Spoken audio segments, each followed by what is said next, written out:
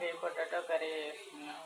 Potato boil, ఆవాలు, జీలకర్ర, పచ్చిమిర్చి, కరివేపాకు వేసాను.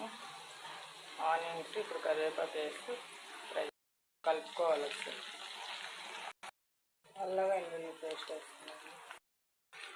అల్లం వెల్లుల్లి పేస్ట్ మధ్య వరకు ఉంచాలి. ఒక 1 మినిట్ అయితే మగ్గిపోతుంది, పచ్చి వాసన రాకుండా. పసుపు, ఉప్పు వేస్తున్నాను. పసుపు, సాల్ట్ కొంచెం వేసుకున్నాం. బంగాళదుంప ముక్కలు కొంచెం వేసాక కొంచెం వేసుకున్నాం.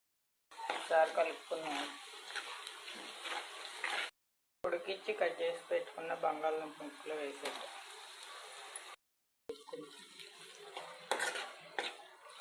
మసాలా అంతా ముక్కలకు పెట్టాలి.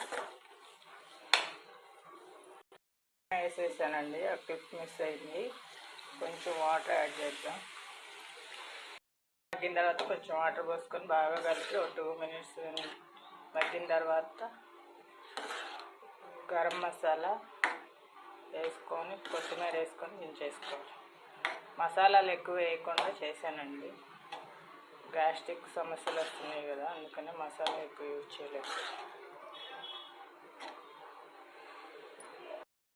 గరం మసాలా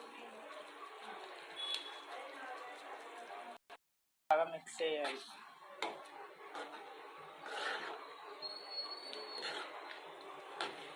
బాగా మిక్స్ చేసుకోవాలండి. ఇలా ఫైనల్గా కొంచెం కొత్తిమీర వేసుకుంటాం. చపాతీ, రోటీ, అన్నం వీటిలోకి బాగా సూపర్గా ఉంటుంది. ప్లీజ్ అండి, లైక్ చేయండి, సబ్స్క్రైబ్ చేయండి, కామెంట్ చేయండి. వీడియో చూస్తున్నారు కానీ లైక్ చేయట్లేదు, కామెంట్ చేయట్లేదు. ఈరోజు కొంచెం పొటాటోస్ ఎక్కువ ఉన్నాయి, ఎందుకనే బాగా తిక్కుగా వచ్చింది, లేదంటే కొంచెం పలుసుగా వస్తుంది.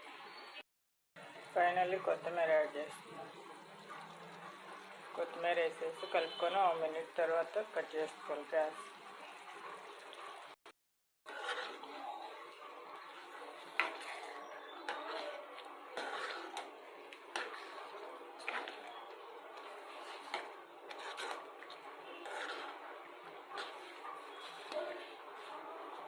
మార్నింగ్ పప్పు నానబెట్టి మిక్సీలో వేసానండి ఇడ్లీ వేయటానికి. 7 o'clock పిల్లలు స్కూల్కి వెళ్తారు కదా, టిఫిన్ రెడీ చేసి పెట్టాలి. నుండి హాఫ్ డేస్ కదండి పిల్లలకి, 7 o'clock వెళ్ళిపోతారు. టిఫిన్ చేసి మధ్యాహ్నం వస్తారు. మధ్యాహ్నం లంచ్ చేస్తారు. ఆయిల్ పైకి తేలేంత వరకు ఉడికించుకొని కట్ చేసుకోవాలి. థ్యాంక్ యూ సో మచ్ అండి. నా వీడియో చూస్తున్న వాళ్ళందరికీ thank you very much. Bye అండి.